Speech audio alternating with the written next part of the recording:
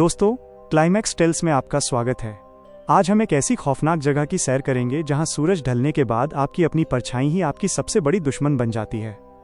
ये कहानी है मेक्सिको के एक वीरान शहर सैन मिगुएल की। इस शहर के बारे में एक मशहूर कहावत है कि यहाँ की दीवारों में आंखें होती हैं और यहाँ की सड़कों पर साए चलते हैं। साल 2012 में इस पूरे शहर को खाली करा दिया गया था क्योंकि यहाँ के लोग अपनी ही परछाइयों से डरकर पागल हो रहे थे।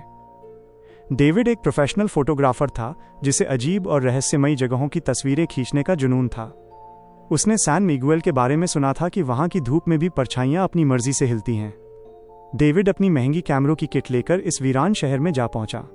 जैसे ही डेविड ने शहर की मुख्य सड़क पर कदम रखा, उसे एक अजीब सी बेचैनी महसूस हुई। दोपहर के 2 बज रहे थे और धूप बहुत तेज थी। डेविड ने एक पुरानी इमारत की तस्वीर खींचने के लिए अपना कैमरा सेट किया। उसने लेंस से देखा कि सामने वाली दीवार पर उसकी अपनी परछाई पड़ रही थी। लेकिन जैसे ही उसने क्लिक किया, उसने देखा कि तस्वीर में उसकी परछाई का हाथ उसके असली हाथ की जगह उसके गले के पास था। डेविड को लगा कि शायद ये उसकी आंखों का धोखा है या लेंस की कोई खराबी। उसने कैमरा साफ किया और फिर से एक फोटो खींची। इस बार जो उसने देखा उससे उसका खून जम गया। तस्वीर में डेविड तो खड़ा था, लेकिन उसकी परछाई गायब थी। डेविड ने घबराकर जमीन की तरफ देखा। उसकी परछाई वापस अपनी जगह पर थी, लेकिन वो थोड़ी लंबी दिख रही थी। सन्नाटा इतना गहरा था कि डेविड को अपनी धड़कनें साफ सुनाई दे रही थीं। तभी उसे महसूस हुआ कि उसके पीछे कोई खड़ा है। उसने झटके से मुड़कर देखा, लेकिन वहां कोई नहीं था, सिवाय एक टूटे हुए लैंप पोस्ट के। पर अजीब बात यह थी कि उस लैंप पोस्ट की परछाई धीरे धीरे डेविड की तरफ रेंग रही थी, जबकि सूरज की रोशनी स्थिर थी। डेविड भागकर अपनी गाड़ी की तरफ बढ़ा, लेकिन तभी उसे एहसास हुआ कि उसकी गाड़ी की परछाई जमीन से ऊपर उठ रही थी। ऐसा लग रहा था जैसे कोई काला गाढ़ा तरल हवा में शक्ल ले रहा हो। डेविड के पैरों के नीचे की परछाई अचानक उससे अलग हो गई और एक काली आकृति बनकर उसके सामने खड़ी हो गई। उस काली आकृति के पास कोई चेहरा नहीं था, लेकिन डेविड को महसूस हुआ कि वो उसे घूर रही है। तभी शहर के हर कोने से, हर खंडहर से काली परछाइयां बाहर निकलने लगीं। वे सब सड़कों पर तैर रही थीं और धीरे धीरे डेविड को घेर रही थीं। डेविड चिल्लाया, तुम लोग क्या हो? मुझे क्या चाहिए? तभी उन परछाइयों में से एक भारी और गूंजती हुई आवाज आई, हमें तुम्हारा शरीर नहीं चाहिए डेविड, हमें तुम्हारी रोशनी चाहिए। अचानक शहर की सारी बिजली और सूरज की रोशनी धुंधली पड़ने लगी और पूरा सैन मिगुएल एक गहरे अंधेरे में समाने लगा।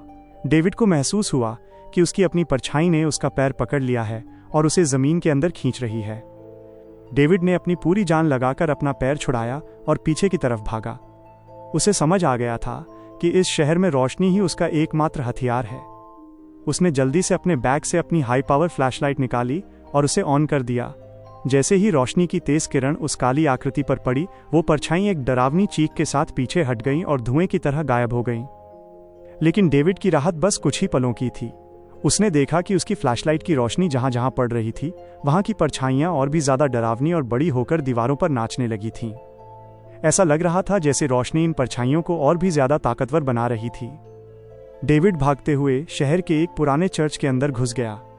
वहां सन्नाटा इतना गहरा था कि उसकी अपनी सांसों की आवाज भी किसी शोर की तरह लग रही थी। चर्च के अंदर टूटी हुई खिड़कियों से चांद की मध्यम रोशनी आ रही थी।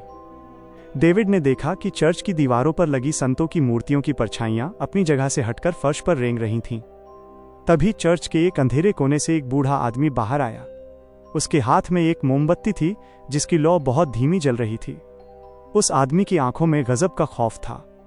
उसने डेविड को देखते ही अपने मुंह पर उंगली रखी और उसे चुप रहने का इशारा किया। डेविड ने फुसफुसाते हुए पूछा, आप कौन हैं? यहां क्या हो रहा है? बूढ़े आदमी ने कांपती आवाज में कहा, मेरा नाम पादरे लुइस है। मैं इस शहर का आखिरी बचा हुआ इंसान हूं। ये जो तुम देख रहे हो डेविड, ये सिर्फ परछाइयां नहीं हैं। ये सैन मिगुएल के उन लोगों की रूहें हैं जिनकी रोशनी इन परछाइयों ने सोख ली है। यहाँ सूरज ढलने के बाद कोई भी परछाई अपने मालिक की बात नहीं मानती। तभी चर्च की छत से एक जोरदार आवाज आई। डेविड ने ऊपर देखा तो उसके होश उड़ गए। चर्च के गुंबद पर डेविड की अपनी परछाई एक विशाल मकड़ी की तरह लटकी हुई थी और उसकी आंखें, जो कि सिर्फ खाली काले सुराख थे, डेविड को ही घूर रही थीं। पादरे लुइस ने चिल्लाकर कहा, अपनी फ्लैशलाइट बंद करो डेविड, इन्हें रोशनी मत दो। ये तुम्हारी रोशनी के जरिए ही तुम्हारी दुनिया में आना चाहती हैं। डेविड ने अपनी टॉर्च बंद कर दी, लेकिन अब चर्च के अंदर पूरा अंधेरा था। उस अंधेरे में डेविड को महसूस हुआ कि हजारों ठंडे हाथ उसे छू रहे हैं। वो देख नहीं पा रहा था, लेकिन उसे सुनाई दे रहा था, वही आवाज जो उसने सड़क पर सुनी थी। वे सब मिलकर एक ही बात कह रहे थे, हमें अपनी रोशनी दे दो डेविड, हमें आजाद कर दो। अचानक पादरे लुइस के हाथ से मोमबत्ती गिर गई और वह बुझ गई। अंधेरे में पादरे की एक आखिरी चीख गूंजी और फिर सब कुछ शांत हो गया। डेविड ने डरते डरते अपनी पॉकेट लाइट जलाई, लेकिन वहां पादरे लुइस गायब थे। जमीन पर सिर्फ उनके कपड़े पड़े थे और उन कपड़ों के ऊपर एक काली परछाई धीरे धीरे डेविड की तरफ सरक रही थी। डेविड अब पूरी तरह घिर चुका था। चर्च के दरवाजे अपने आप बंद हो गए और उन दरवाजों पर हजारों परछाइयों ने पहरा देना शुरू कर दिया। डेविड ने अपनी पॉकेट लाइट की मध्यम रोशनी में देखा कि पादरे लुइस के कपड़ों के पास से जो परछाई रेंग रही थी, उसका आकार अब पादरे लुइस जैसा ही हो गया था। वो साया फर्श पर लेटा हुआ था, लेकिन उसने पादरे की आवाज में कहा, डेविड, यहां से भागने का कोई रास्ता नहीं है। ये शहर अब एक आईना बन चुका है जहां सच मर चुका है और सिर्फ अक्स जिंदा है। डेविड ने अपनी पीठ के पीछे चर्च की दीवार को महसूस किया। उसे एहसास हुआ कि ये परछाइयां तभी हमला करती हैं जब उन पर रोशनी पड़ती है और वे जमीन या दीवार पर आकार ले पाती हैं। उसने एक खतरनाक फैसला लिया। डेविड ने अपनी पॉकेट लाइट बंद कर दी और खुद को पूरी तरह से अंधेरे के हवाले कर दिया। अंधेरा होते ही वे ठंडे हाथों का एहसास बंद हो गया। डेविड ने अपनी आंखों को अंधेरे का आदी होने दिया। उसे चर्च की टूटी हुई खिड़कियों से आने वाली हल्की सी नीली रात की रोशनी में कुछ दिखाई देने लगा। उसने देखा कि वे काली आकृतियां अब स्थिर हो गई थीं क्योंकि उन्हें सहारा देने के लिए कोई तेज रोशनी मौजूद नहीं थी। डेविड दबे पांव चर्च के पीछे वाले रास्ते की ओर बढ़ा। तभी उसे एक तहखाने की सीढ़ियां दिखाई दी। वहां से एक बहुत ही धीमी सुनहरी रोशनी आ रही थी। वो रोशनी किसी बिजली या टॉर्च की नहीं, बल्कि पुरानी आग की थी। डेविड नीचे उतरा और उसने देखा कि वहां एक बहुत बड़ा पीतल का कटोरा रखा है जिसमें कोई पुराना तेल जल रहा था। उस आग के पास एक नक्शा रखा था। डेविड ने गौर से देखा। वो सैन मिगुएल का नक्शा था जिसमें एक जगह पर बड़ा सा निशान लगा था, द क्लॉक टावर। नक्शे के नीचे लिखा था कि इस शहर का सूरज कभी नहीं ढला, बस उसकी रोशनी को एक विशाल घड़ी के पीछे कैद कर दिया गया है। अगर वो घड़ी वापस चालू हो गई तो ये परछाइयां अपने आप मिट जाएंगी। डेविड ने जैसे ही नक्शा उठाया, उसके पीछे से एक साया उभरा। वो डेविड की अपनी परछाई थी जो अब बिना किसी रोशनी के भी अपना वजूद बना चुकी थी। वो साया डेविड से भी ज्यादा मजबूत लग रहा था। उसने डेविड का गला पकड़ने की कोशिश की। डेविड ने झटके से उस जलते हुए पीतल के कटोरे को उलट दिया। आग का तेल फर्श पर फैल गया और एक बड़ा धमाका हुआ। उस तेज रोशनी में वो काली आकृति जलने लगी और पीछे की तरफ हट गई। डेविड को एक मौका मिल गया। वो तहखाने से बाहर निकला और चर्च के पीछे के रास्ते से सीधे क्लॉक टावर की तरफ भागने लगा। पूरा शहर अब जाग चुका था। हर इमारत की खिड़की से काली परछाइयां बाहर झांक रही थीं। सड़कों पर खड़े पेड़ों के साए सांपों की तरह डेविड का पीछा कर रहे थे। डेविड क्लॉक टावर के दरवाजे तक पहुंचा, लेकिन वहां पहुंचते ही उसने देखा कि टावर की सीढ़ियों पर कोई और नहीं बल्कि डेविड का अपना हमशक्ल खड़ा था। वो कोई साया नहीं था, वो मांस और खून का बना हुआ डेविड जैसा ही लग रहा था, बस उसकी आंखें पूरी तरह काली थीं।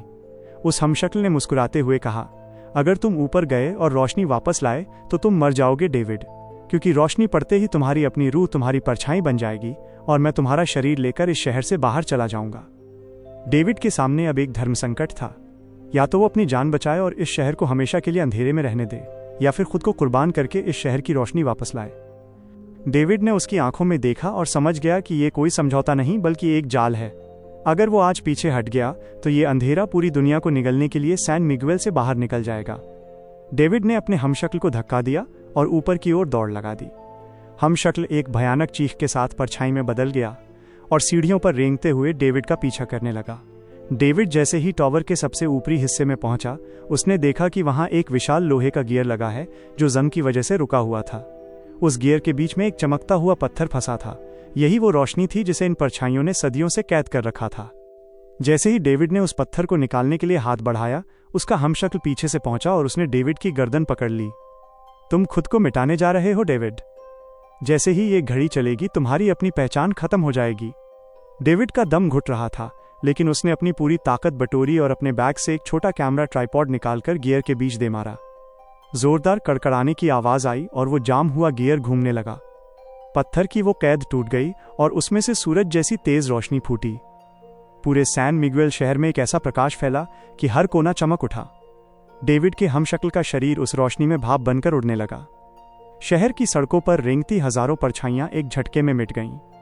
पादरे लुइस के कपड़ों से निकलने वाला साया भी खत्म हो गया और शहर में फिर से वही पुरानी शांति लौट आई। लेकिन इस रोशनी की कीमत डेविड को चुकानी थी।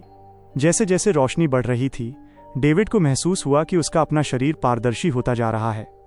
उसकी आवाज, उसकी यादें और उसका वजूद उस सुनहरी रोशनी में घुलने लगा। उसने आखिरी बार अपने कैमरे की तरफ देखा और मुस्कुराया। सुबह हुई। सैन मिगुएल में पक्षियों के चहचहाने की आवाजें आने लगीं।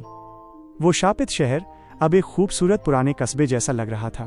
कुछ ही घंटों बाद बचाव दल शहर में दाखिल हुआ। उन्हें क्लॉक टावर के पास डेविड की गाड़ी और उसका सारा सामान मिला। जब उन्होंने डेविड का कैमरा चेक किया तो उसमें आखिरी फोटो क्लॉक टावर की थी।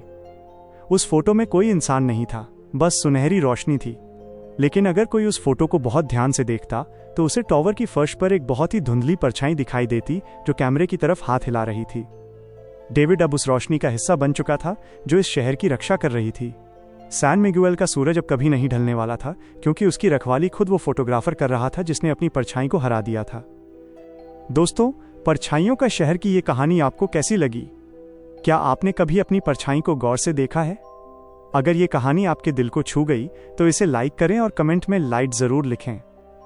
ऐसी ही अनोखी और डरावनी कहानियों के लिए क्लाइमैक्स टेल्स को सब्सक्राइब करना न भूलें। अगली बार हम मिलेंगे एक नई दुनिया के नए डर के साथ। तब तक के लिए अंधेरे से बचकर रहें।